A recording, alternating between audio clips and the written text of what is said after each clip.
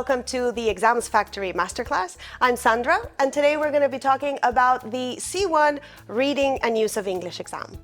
If you're looking to boost your confidence and improve your exam performance, you've come to the right place. Today we're going to be looking at 4 tips that are going to help you excel in the Reading and Use of English exam. The first thing we're going to look at is the importance of time management. We're also going to look at, in part 2, how to focus on syntax, the grammar in part 2. Another tip we're going to look at is for part 3, how to avoid mistakes and the feared gap anxiety. And the last tip that we're going to look at today is a hack on how to approach the part 4, the keyword transformation. Okay, so stay with us and you'll find out. Let's start with the first tip. The importance of time management. Obviously, this is important in all aspects of our life, but especially in the Reading and Use of English exam, which is an hour and a half to do 8 tasks. Make sure you're familiar with the format. Each task has a different number of items, and for parts 4, 5, 6, and 7, each of those items is worth double.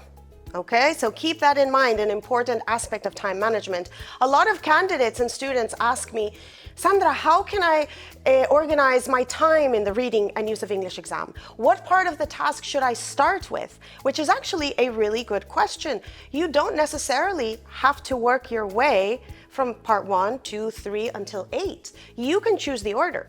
In fact, to build your confidence, you should start strong.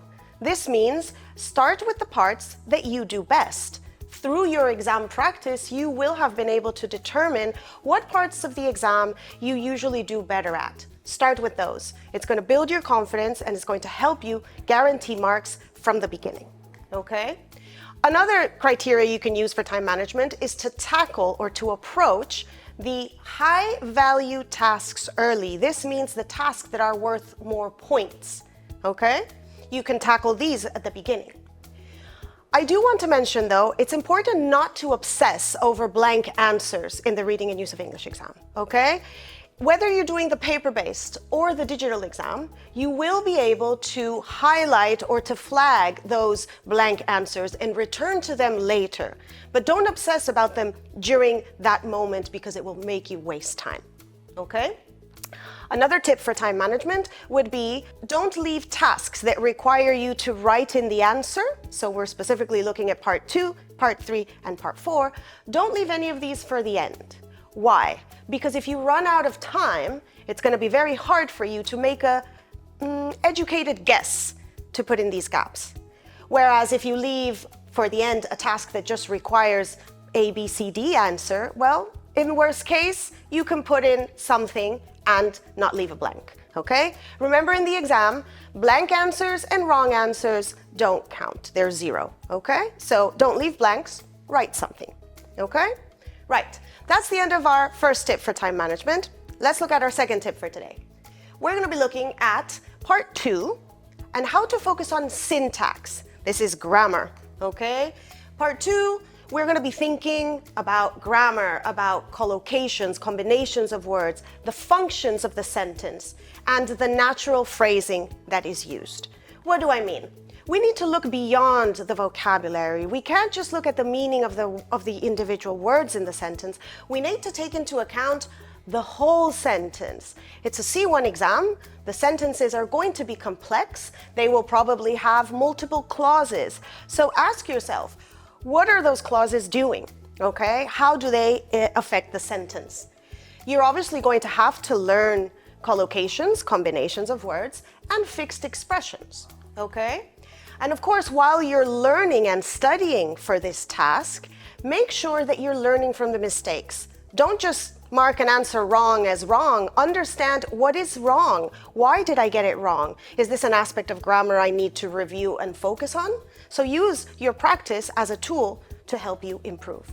If we look at an example like we have here on part 2, okay, we want to focus on, and you'll see that it's highlighted, in the clauses. If we look at for example, number 10, we have a clause that is acting as a contrast and then an explanation. So we need to focus on the whole sentence. Don't just focus on the words. Okay? Right, let's move on to the next tip of the day. We're going to be looking in this tip at part 3, okay? And how to avoid mistakes and gap anxiety. Let me explain what this means. A lot of the parts of the exam require you to fill a gap, and this can lead you to feel gap anxiety. You really want to fill in that gap, but you need to pay attention to what's around the gap, specifically in part 3. So let's see how we do this, okay? Let's relieve this gap anxiety. Well, first of all, make sure you're breathing during the exam, okay? But like I said, read the whole sentence. Understand what the sentence needs, okay? Does it need a verb? Does it need a noun or an adjective, okay? And of course, to do well in this part, you need to master the use of prefixes and suffixes and understand how we build words from them, okay? How can we avoid mistakes in this part? Well, I can't stress enough the importance of spelling, okay? Just one misspelled letter will give you a wrong answer. So make sure you check the spelling, okay? Make sure you also check that the sentence makes grammatical sense. A lot of you, because of the gap anxiety, read the sentence, fill the gap, and then rush to fill the next one. Check that the sentence you've made is correct, the word you've chosen is correct before moving on. You can read it aloud in your head, okay? Read it, hear yourself saying the sentence, ask yourself if it's right before moving on. All right? Okay, this leads me to our last tip of the day, and I think you're gonna like this one. It's a hack. I call it the mirroring hack for part 4.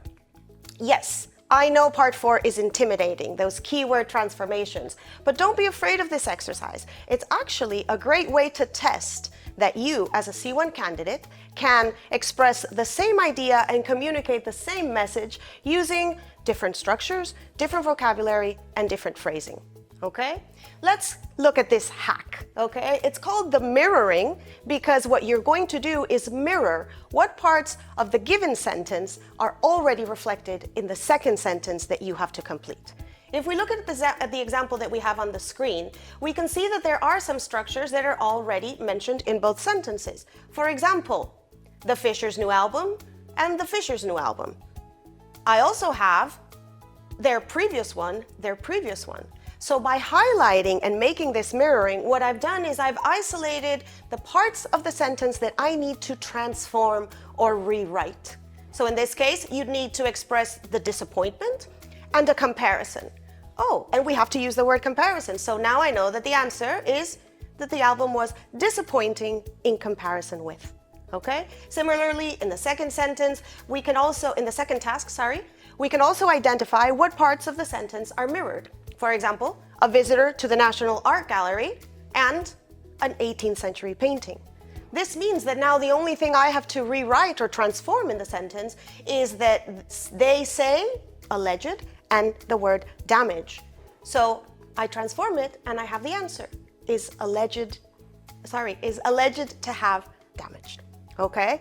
I hope you use this hack. It's really going to help you. And like I said, both in the paper and the digital exam, you will be able to use highlighting tools and mark it. So visually, you'll be able to identify what is the transformation that you need to do. And with that, that's the end for today for reading and use of English for C1. I hope you found these useful, and I hope you put these tips into practice. All right? Good luck. You got this. Exams Factory, your best Cambridge exam experience.